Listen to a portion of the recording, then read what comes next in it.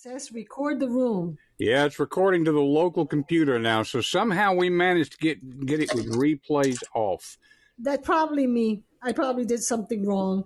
Yeah. But okay, so somebody's recording it? Yeah, I've got it recording to the local computer. Robert, you're coming in as you're hearing us work out some of our tech stuff. We're glad you're here.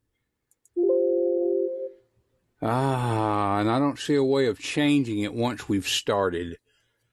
So, Marty, if you or Dean, it sounds like you're on Club Deck. Marty, if you're on the app on the phone, if you see a way to start the replays going, feel free to do so. Yeah, I don't see how you do that after the room has started. Yeah. Okay, well, we've got a recording anyway because I've got it going on my local computer. So, Robert, like I said, we're glad you're here. And one of the nice things is you get to hear the intro music here. So we're going to start that up. Glad you're here with us.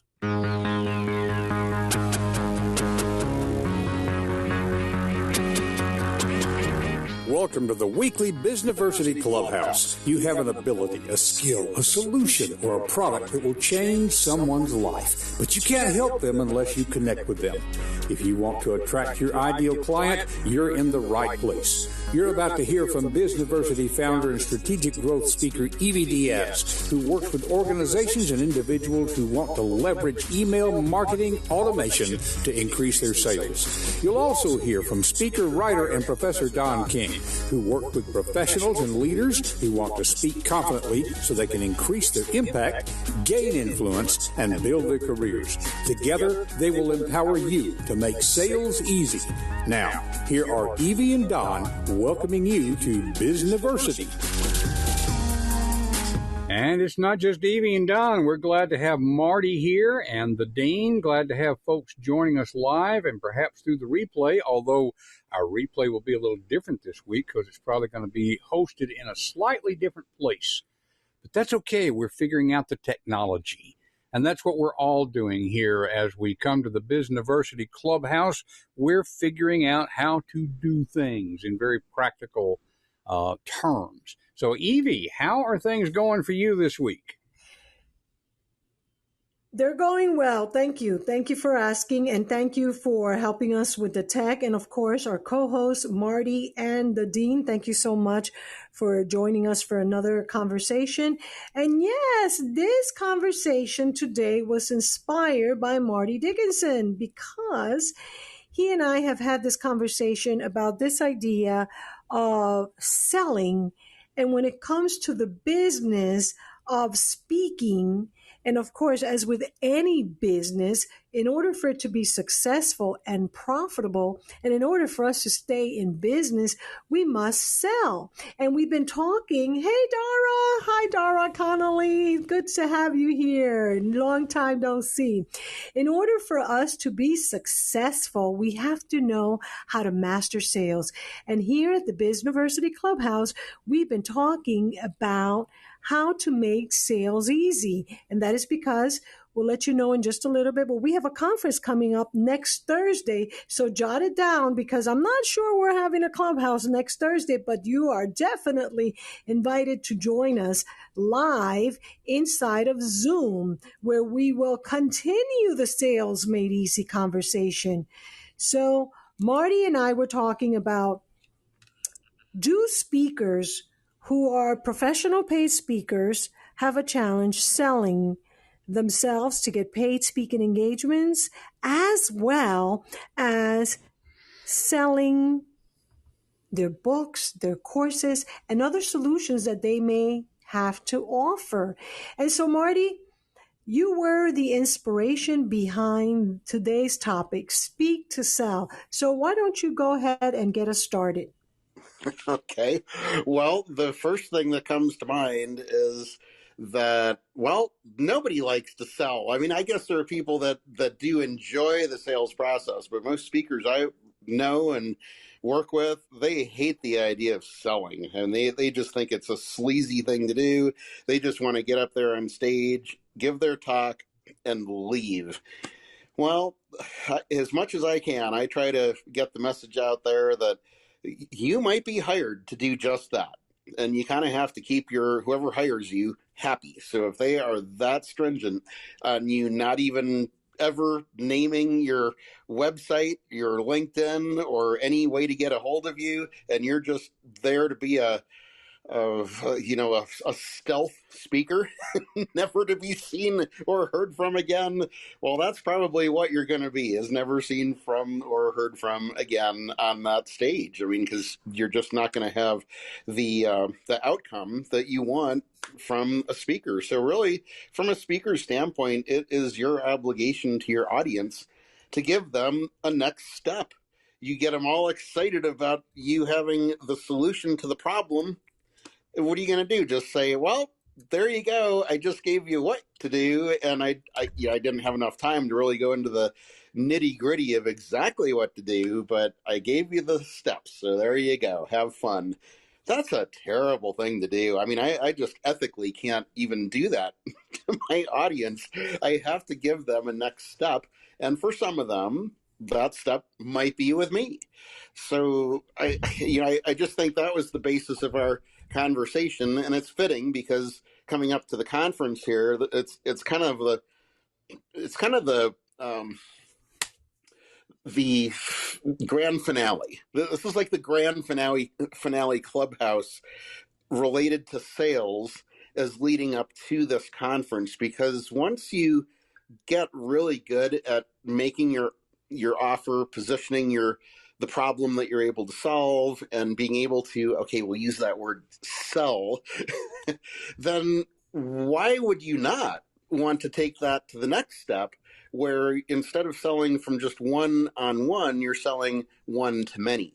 And that is in the form of speaking. So that can be in the form of Clubhouse. I mean, we are verbally speaking. It can be on an in-person stage. It can be on Zoom. There's so many ways to sell from the stage now. And that would even include in the corporate market. And again, you have to be careful when you're hired to go speak at a corporate event. I'm not saying that, okay, I'm going to go give some 25-minute stack of some kind of special offer that takes me that long to present. I want everybody to race to the back of the room. Not that kind of selling.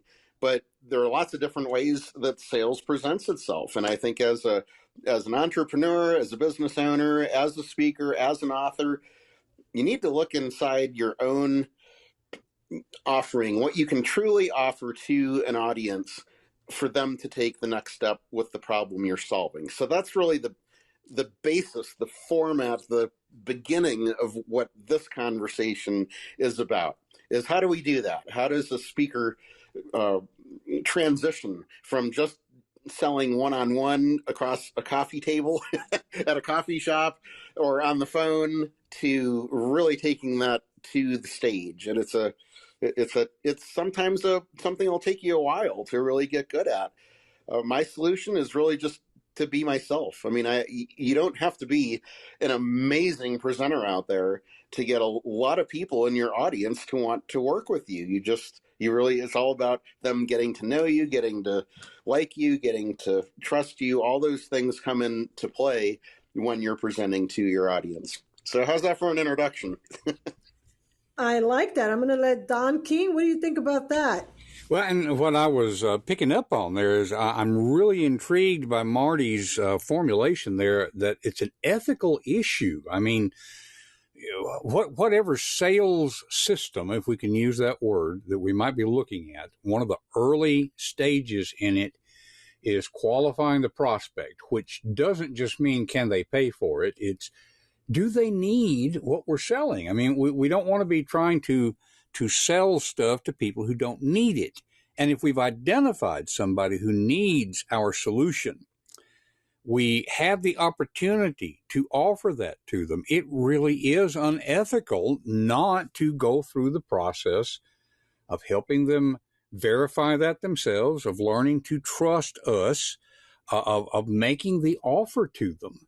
What better way to do that than from the stage? Now, as Marty's been talking about, we're not talking about twisting people's arms. We're not talking about manipulating people or fooling people. There's a difference between selling and being salesy. And I think Marty has really brought this to the fore. It's one of those things that will come out of the Sales Made Easy conference, I think, to help people change the way they're thinking about this whole process. If we're truly serving, then it's not salesy, but it may be sales. In fact, it is sales. Does that make sense, Evie? Absolutely. And before I give my thoughts, I want to invite Dean, because you said serving. And anytime I hear the word serve, I hear the Dean. I think we have an obligation to serve, not just a responsibility, but an obligation. Marty pointed out incredibly well, very eloquent, and that we have an obligation if we feel we have the cure for what ails them in their business, in their life, their health, their wealth, their happiness, their relationships, every aspect of their life. No offense, but you have to have a pretty sizable ego to think that you can solve every challenge that you can possibly solve in 30, 60, 90 minutes, even a half day or a full day, even a multi-day event, that you can serve and solve every problem without making an invitation to extend their relationship or their education with you. Because success takes time. Yes, certain steps happen in a moment or in an instant, but we have an obligation. And again, I think if we fail to do that, we are literally ripping people off of the opportunity to have the growth and the improvements that they require, that they come to us for in the first place. So I think it is our obligation to serve from the platform whenever possible. And again, as Marty said, that service opportunity, that invitation, it might be a freemium, it might be a download, it might be a next step, it might be, hey, come say hi, it might be, hey, I've got this course, training, product, program, process, service, solution that will help you radically improve the quality of your life or your business, etc. So, but we still have an obligation to extend that time, that relationship, that result for the people we aim to serve and support. So that's my 2 cents worth. And thank you. And, that begs the question, so then how do I make more money if I can't really sell? And I know, Marty, you and I had this conversation about the best way to get a booking from a speaking engagement, or the best way to sell is to really be, as Seth Godin would say, remarkable or memorable. Because when we are remarkable or memorable, even if we do not give them our LinkedIn, our website, but we're out there and we're Googleable, they can find us on Google, they're going to find us. Now, we talked about ethically, and that's kind of what I just said is very important for us to remember, because if we're not memorable, then yes, we're going to lose an opportunity. So, for example, I stopped speaking at certain colleges because they absolutely would not even allow me to connect via LinkedIn with people that who were students. I don't know how it is for Don. And I think, Don, you and I might have had this conversation too. But I just thought all this work in preparing coursework, and I was not even allowed to connect with any student on LinkedIn, according to this one college that I used to speak, and train on marketing. And so I was like, well, that's not worth it to me, because I couldn't even connect on social media. They would not allow it. They would be following all my social media and everything, and they would make it a point that I could not connect with any student. Now, if you have a situation like that, what do you do? And I will throw in there, Evie, just the college work that I still do. I don't run into any kind of restrictions like that from my college. There is a cultural understanding that while they're in our classes, we don't connect on things like Facebook, for example. But it's a regular part of my practice that at the end of a class, I will share my LinkedIn link. And I've had several students to link with me. I think that probably where those restrictions come from, and Marty was talking about If you're hired to speak on a platform, a lot of times the person doing the hiring will prohibit you from sharing things like that.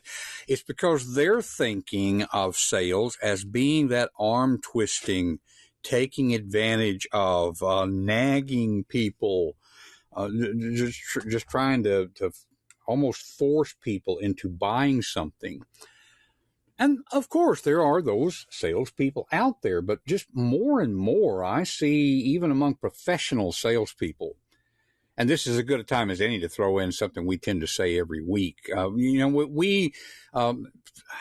looking here, Dean, Evie, Marty, myself. I think we would all say this, that we're not sales professionals, but we are business people. We have solutions. We want to learn to sell effectively because we want to help people. Even among sales professionals, I very seldom anymore hear anybody talking about ways to back a prospect into a corner. It's about relationship. It's about serving, as Evie pointed out, Dean talks about a lot. Professional salespeople are not doing this kind of thing, and yet there is still that stereotype of the salesy person. So when you run into a university, like I know Evie has run into, when you run into meeting planners who have hired you and say, now you can't do any promoting or whatever, I think most of the time the motivation there is they don't want their members to come back to them and say, you shared my email address with that guy and now they're inundating us with email and we can't get off their list and they're just annoying us. And it's not helpful. It doesn't even work very well.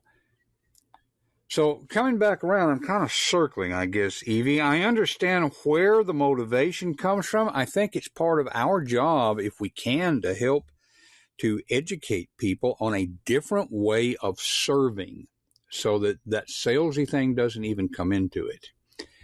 So how to deal with that? That is a very practical question. I want to turn it over to Marty and see if he has some ideas about how to address that, maybe with a meeting planner who is concerned that we will take advantage of those situations. What do you think, Marty?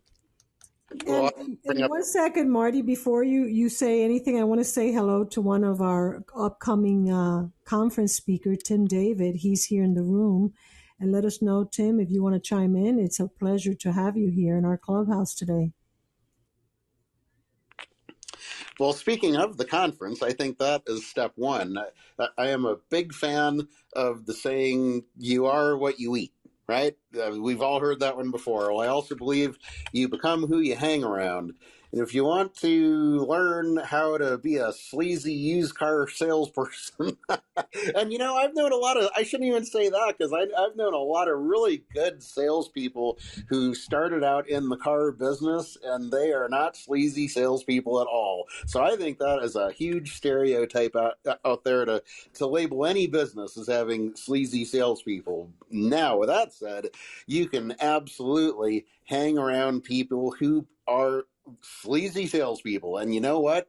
You become just like them. And the opposite is true as well. Since I just wrote this down, Dean, but since I've known you, I have started using the word serve more than any time in my 25 years of business. I actually, I'm speaking to the speaker lab in NSA, Oregon in a couple of weeks, and I remember writing the email to them, how else can I serve your audience? I mean, it's just not something that's in my normal sentence structure, but I find myself using it, and it works so well, and I got that because I started hanging around you. We got to know each other a few months ago, and that's exactly what this conference is about. I mean, every one of you, as you've come on here today, Don and Evie and Dean, as you have been helping to introduce this topic and get this room started, you've all said the same common denominator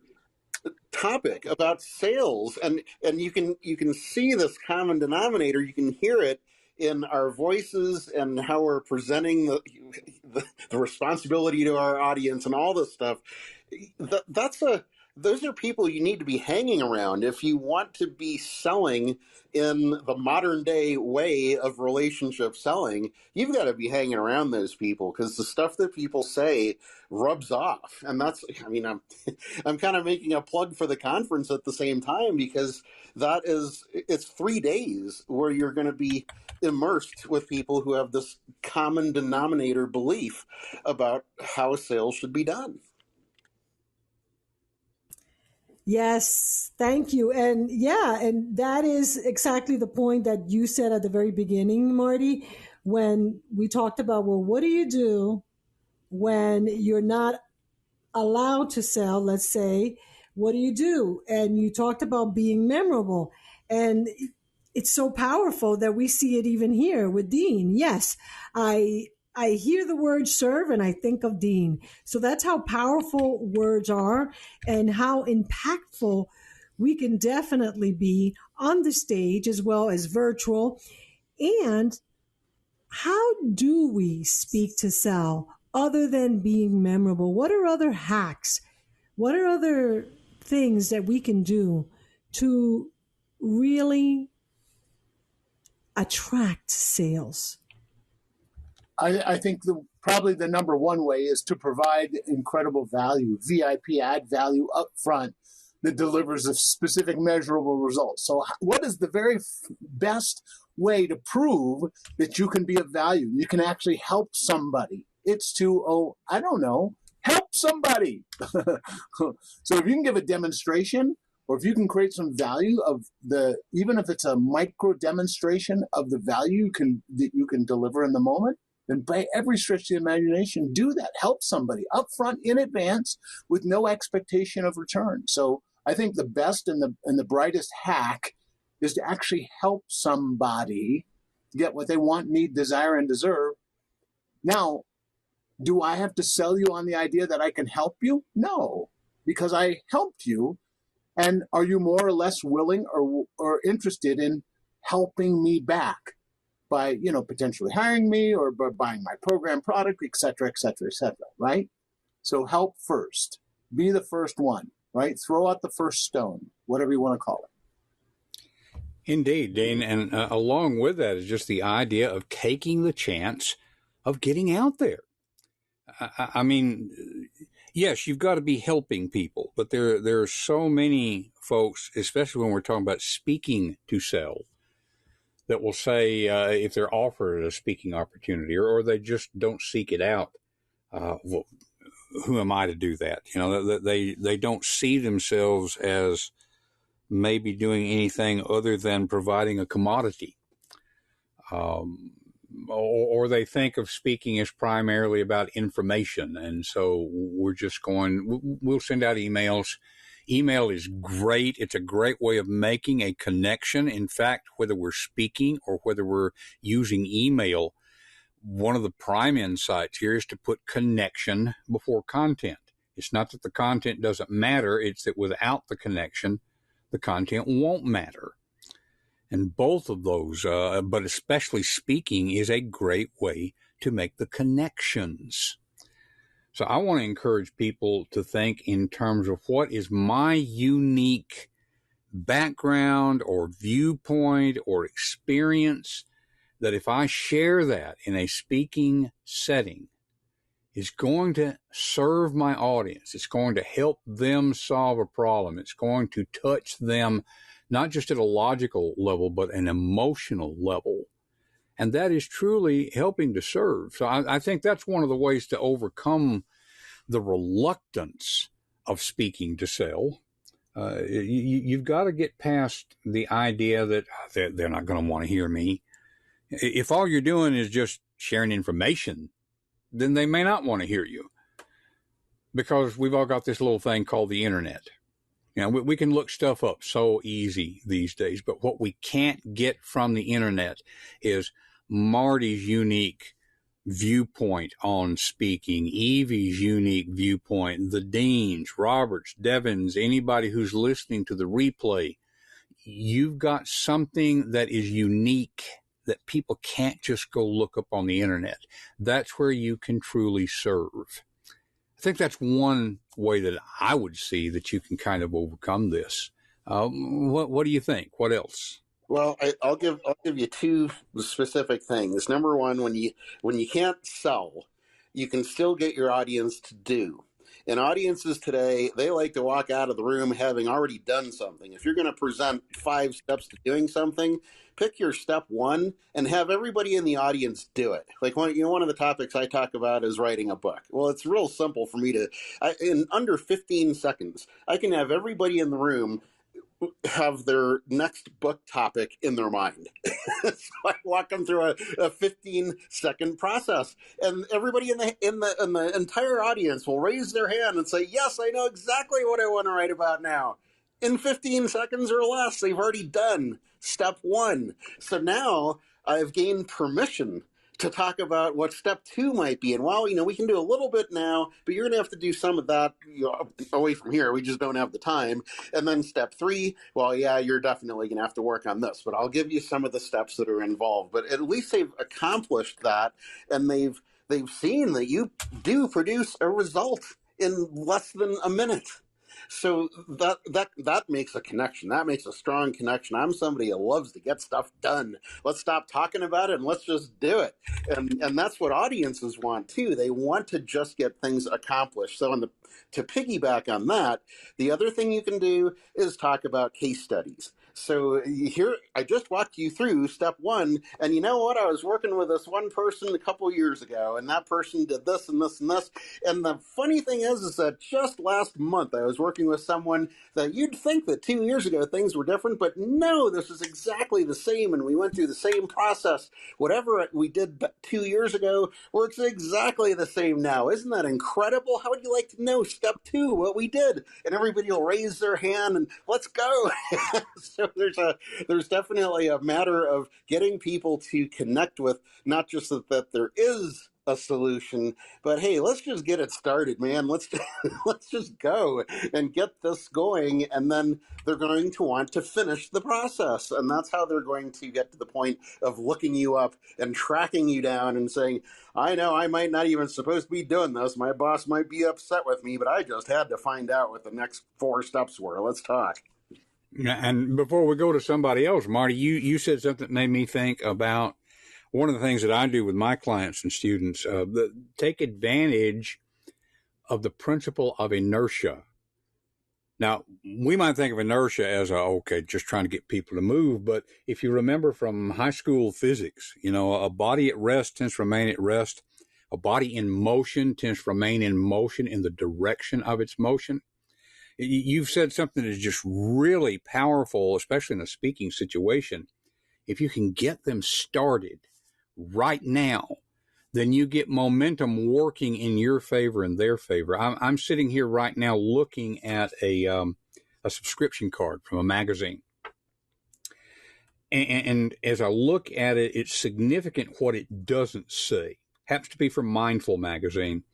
It doesn't say, if you want to subscribe to this thing, go find an envelope, go find your checkbook, go find a stamp. Because even if I look at this and say, 59% off savings voucher, that's pretty cool. I will subscribe to this thing later. And I stick it in my pocket. When does later come? Never. Okay, what it says is no need to get an envelope. It's a business reply mail, no postage necessary. Now, the post office is not a charity. Somebody's paying for that, and that's the publisher. It's worth it to them for you not to have to go find a stamp. Don't have to find an envelope. It's a self-mailer. It's a postcard. No need to find the checkbook.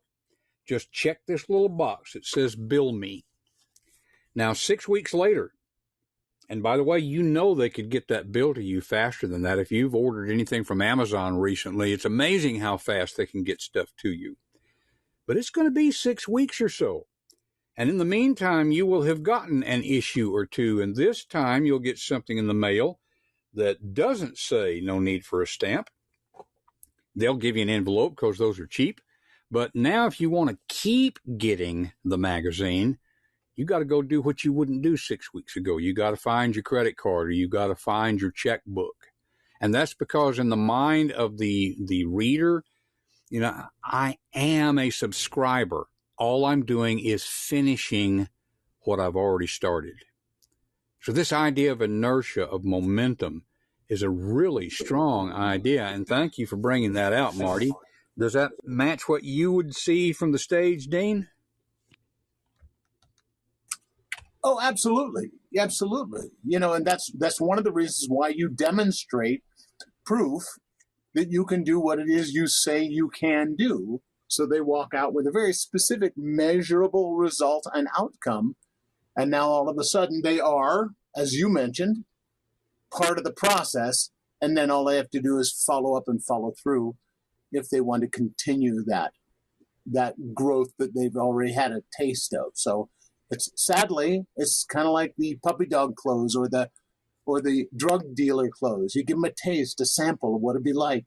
And then guess what? They're hooked. So forgive the analogy, but you understand what I'm saying. So I know there's some folks in the room with us as well. If you have a comment, suggestion, idea, epiphany, inspiration, care, question, concern, emotional outburst, please feel free to join in this conversation. We would love, absolutely adore, to have you in this conversation as well. Thanks for being here. Thank you, Dean. And I have to laugh. I was laughing here. You're talking about the drug dealer. I'm like, what? But I hear what you're saying and I understand. And, when I first asked that question about how do we speak to sell, and yes, be memorable, be remarkable. And I love, of course, Dean, value. We always have to be offering value. It's interesting because one of my coaches, when I first entered into her group, I was concerned that she said that she would tell me never speak for free. But you know what I have found? That speaking for free has led me to paid speaking engagement, and speaking for free has led me to sales. And so one of my mentors, Randy Gage, in the speaking business, he says, you always have to develop the skill of speaking, whether you consider yourself a professional salesperson, whether you consider yourself a speaker, a coach, the ability to communicate effectively and ethically persuade people through the power of your words really is life transforming for you as the deliverer of whatever it is that you're offering for value. And of course, when you're offering that value, it has, like Dean just done with our group, the ability to impact without at all being salesy or pushy. And, we can attest that right here. Dean's been talking about how he defines sales as serving. And now he's kind of got us all thinking about this idea of serving. And see how powerful Dean, without trying, that's just natural to Dean, has already put a seed that is already growing and it's already doing its work. So I see that Robert wants to chime in. So Robert, what do you think about that?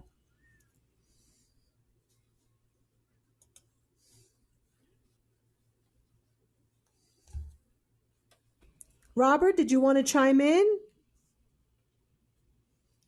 Okay. Well, go ahead, Dean. Go ahead, Dean. Yeah, I see your mic is open, Robert. Maybe it's connected to Bluetooth or something. Yeah, Robert is an expert in this arena, and he is a speaker, trainer, author, expert, and he teaches others how to do the same. So I'm very anxious, if we can work out the audio, to hear what Robert has to say. Okay, we'll give him a chance. Dr. Cynthia is here, and we always like to have doctors in the house. So, Dr. Cynthia, your suggestions, your comments, your contribution.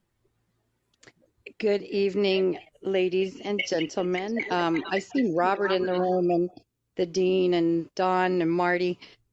Evie, I'm just started following you. I don't think we've ever shared a room together, but I seen Robert's name and I was like, oh my God, where's he at? He is one of my mentors, and wherever he goes, I'm like a little puppy. I follow. and he always has great information and, provides a lot of great education when it comes to speaking. So, and I keep getting a poor connection, so I don't know if you guys can hear me or not, but I love it. Michael Lozier, who wrote the book Law of Attraction, that I have now had the privilege of hanging around for the past, I don't know, 6 months, always says the book's the hook. And so I love that, concept of the book's the hook. And this book that you see in the image there is in pre-launch right now. And when I first wrote it, Les Brown is writing the foreword to it. And, I'm writing this book, and I never seem to be getting anywhere with this book. I meet Michael Lozier, and he says, Cynthia, write the book as if you're doing a seminar. He said, you are a speaker. Write the book like you're speaking to the audience. The book is the hook. And when I took that concept in 5 weeks, I had this book almost completely done. And it has just been absolutely amazing how you can hear those who have already walked the walk and can talk the talk. I mean, this gentleman has sold 4.2 million copies of his book. Oprah has interviewed him 4 times. Of course, I'm going to listen to him. And the same thing with Les Brown and the whole reason why he wrote the foreword. Of course, I'm going to listen to him. And Robert is the same way for me. I listen to those who bring the most value and those who have walked the walk, and I believe the talk is the talk. So that's my input. Thank you, guys. Awesome. Yes, thank you. Dr. Robert, are you back and live? I am. There you go. Preach on, mighty man. Preach on. I was brushing my teeth. So I thought I had a couple of more minutes, but it's always great to be here. Always so much value when I see you all in a room. The last 20 years I have spent selling from the stage, and it is truly my passion. BOR, or back of room sales, is something that it's an art and a science, and it's something that a lot of speakers truly do not understand. They believe that there's a transition, that you go up there, you get on the podium, you speak, you train, you deliver, and then you transition into a sales presentation. And it goes horribly wrong from that point forward. And then they try to transition back into being a speaker. If you go in there with the mindset and the understanding that you are selling from the minute you walk on the podium, and you are just closing with your call to action, your whole sales presentation was your presentation. And if you go in there with that mindset, with that focus, begin with the end in mind and build your presentation where you're giving great value, you're offering solutions, but you're also weaving in there, moving people into an emotional state to where they are ready. They are in a state of psychological comfort. They are in a state of certainty that they need to go to the next step, whether it's with a product or service, or even if you're not selling back of the room, you're still selling. You're selling your ideas. You're selling your philosophies. It's the same stuff. And if you have a problem with the word sales, then don't call it sales. Call it leadership, because it's the same thing. Or you can call it team building, because it's the same thing. All we're talking about here is influence. Are you an influencer? Do you have the ability to influence the movies that people play in their heads? In other words, their thoughts. We think in movies. And if you can influence the movies that people are playing in their heads, you can influence the way they feel, their emotional state. An emotional state is what determines actions. Actions determine results. So if you figure out where you want to go with this, what you want people to walk away with, it is absolutely going to benefit them first. Like Zig Ziglar said, help as many people get what they want first, then you can have anything you want. Redesign it, work it backwards, reverse engineer it, and then go out there and don't give a speech, don't give a pitch, don't give a presentation, give a frickin' experience. And that's when people not only will buy you, but they'll buy into whatever it is they need to go to the next level. Thanks for inviting me up. Come on now, take us to church, mighty man. Right on. Love it. Brother. Yes, sir. Yes, sir. And you said BOR. We teach a process called pre-OR, where you walk into the room. I've sold you. I've closed you before you were born because I have so much value, so much love for you, so much care, question, concern. I have all those ways of serving you. And whether you choose to take advantage of that offer an opportunity, it's totally up to you. But I'm going to give you every excuse you need to change the quality of your life forever, if it makes sense, right? Easy peasy, fresh and breezy. Just serve your way to success. Evie, the queen of all things email and beyond, your thoughts? I'm just psyched. I mean, I just started following Robert and I'm excited. I absolutely love just everything he shared. I'm like, I'm feeling like you, Dean. I'm like, take me to church. Come on, preach it on. I love it. Because in my experience, even putting together these conferences that I put together every year, and I have some people that they only get paid to speak, and they've been in my events, and I said, you're welcome to share or invite people to move forward with you. And Robert, you're absolutely not right. I've had so many people that will just be like, no, I don't do that. Or worse yet, they don't say no, but they either won't do it or they just do a horrible job at it because that is not within their comfort level. They can negotiate with a conference, with an organization, with a company, their speech so that they can sell, their time to an organization. But when they come to a conference such as the one we're putting together, the Sales Made Easy conference, it's not something that they do. So I love what you just said because I've had actual speakers tell me when I've had other speakers who've done very well selling from the stage tell me, well, why did you invite that speaker? They're so salesy. They're coming here selling their stuff. That's not the way that I like to do things. So, I mean, I'm sure, Robert, you've heard that many times. What do I say as an event organizer when I have had and probably will continue having speakers who will tell me, no, I don't like doing that. I don't like selling from the stage. Well, it depends on the audience. If you're getting paid up front to go in and do a presentation, then there may not be, or maybe shouldn't be, a BOR, back of room component, a sales component. But if you are going into, say, a public seminar where you're going to have multiple speakers, and the whole idea is to add value, but then each presenter gets an opportunity to upsell, and maybe the house is getting half. I don't know what the makeup is of your event, but they're doing themselves harm, and they're also doing you harm. Also, because as the promoter of the event, you take a lot of upfront risk promoting events. It's very risky doing your own public seminars like that.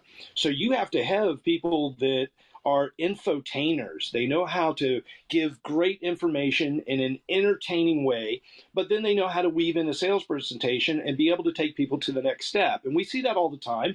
When Zig Ziglar and Les Brown and all the big names were on the tours and they were doing these mega conferences. That's exactly what they were doing, right? It was, hey, we're going to go in, we're going to get people pumped up, we're going to give them a taste, and then we're going to ask them to take the next step. And this is a multi-billion-dollar industry. But I guarantee you this: people that are speakers that are not good at back of the room sales, they're probably good speakers. But when it comes to speaking, people remember the great speakers and they remember the bad speakers. Nobody really ever remembers the good speakers. If you're a great speaker, that means you're a great influencer. You're an infotainer. You're a performer, and you know how to move people emotionally. That is your job as a leader, a salesperson, or a team builder. You can get that done. If you can go in and connect with people and move them emotionally, then they're going to buy whatever it is. It doesn't matter because they've bought into you and they've bought into the movie that they see themselves as a character in, and they see the ending and they see themselves winning at the end of the movie. And that's why it's so important to not only have a presentation, but have a sales presentation weaved into that presentation to where you can do both simultaneously, that people don't, realize that when it comes time to say, hey, by the way, you know what? I've got this, fill in the blank, and all you need to do is do this now. They're like, okay, it's a no-brainer. You don't have to sell me at this point. I was sold. But it comes down to the littlest things, like even the temperature in the room. Even the temperature in the room will affect your back of the room sales, selling from the stage. I learned that from Jack Canfield. He told me the perfect temperature, 68, 69 degrees, and damned if he's not right. If it was any warmer or any cooler, it showed up in my sales numbers, right? Everything about you, the environment, your presentation communicates something.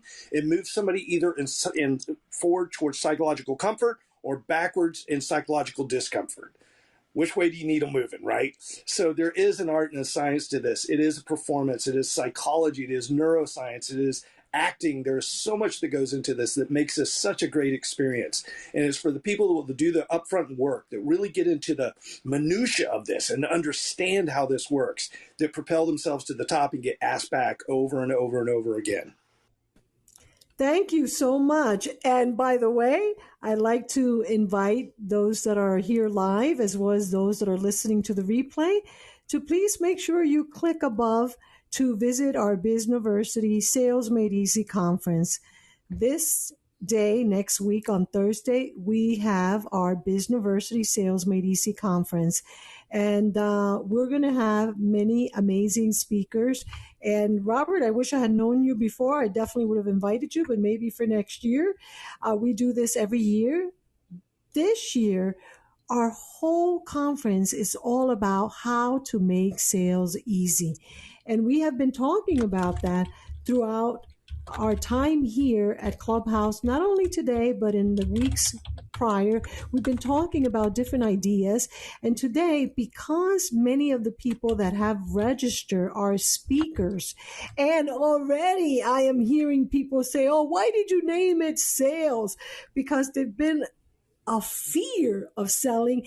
And I tell them, that's why you have to come. We're going to redefine this word fear, and we're going to redefine how to attract more sales easily. And so I invite you to please take a look at the link above and check out our conference. If you have any questions, please feel free to reach out to me. I am the conference producer. And then I have, of course, my host and co-host here, Don King, Marty Dickinson, and the Dean, who are hosting this event with me and are helping me. And if you go back to this replay or any other replays and you feel that you like what you hear, then we invite you to really join us next week. We have a 3-day event for you, Thursday, Friday, and Saturday. We start at 9:37 a.m. Eastern Time, and we have arranged for 7 wonderful experts in their field, ranging from Greg Williams, who is a master when it comes to negotiation, to Tasha Shen, who really sells with her enthusiasm without being salesy at all. And as I mentioned before, she sold me on her program when I saw before my eyes in just one presentation how she closed $500,000, and my money was part of that. And she's going to teach us what she does. And I invited her because I was personally amazed. When I gave her my credit card, I'm like, wait a minute, what did you do? I said, you didn't even sell anything, and here I am giving you my credit card. Of course, you're going to hear also from the Dean that's here, from Don King, and myself. We'll be talking and sharing with you our experiences, because Dean's been doing this for 50 years, Don probably 30. And if I go and say I started when I was 12, I've been doing this for over 40 years myself. I've been teaching, training, and really sharing, because that's the way I like to say it. I like to share solutions, possible solutions to people's problems. So if that sounds like something where you want to be, if you have an issue with selling, whether it's from the stage, the back of the room, whether you have a course, or whether you're a speaker and want to get more paid booking engagements, please join us. We had a few minutes ago one of our speakers, Tim David. He's been very successful at getting from one speaking engagement, paid speaking engagement, to another one. And he's going to be sharing his secrets on how he's been able to successfully transition from a full-time magician to a full-time speaker making money on stages.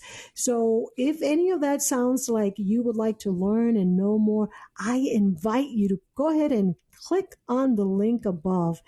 And once again, I want to go ahead and open the room for anyone with any further comments. I want to say thank you to Robert, Dr. Cynthia, Dean, Marty, and Don, as always, for being part of this.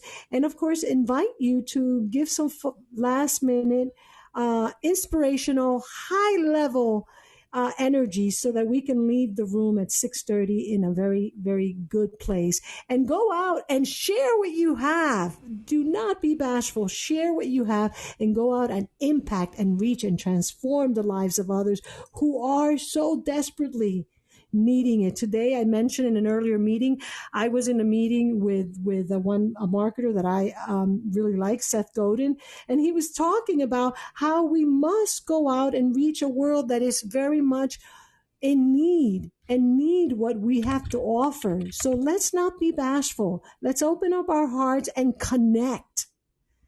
So, who would like to chime in? I have a question, actually, Evie, if I may. Sure, absolutely.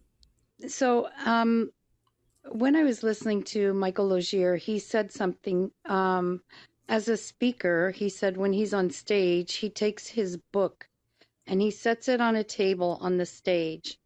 And he said, and I will always walk over to the book. I will point at the book. He said, I never touch the book. I never pick up the book. He said, I just speak and I point.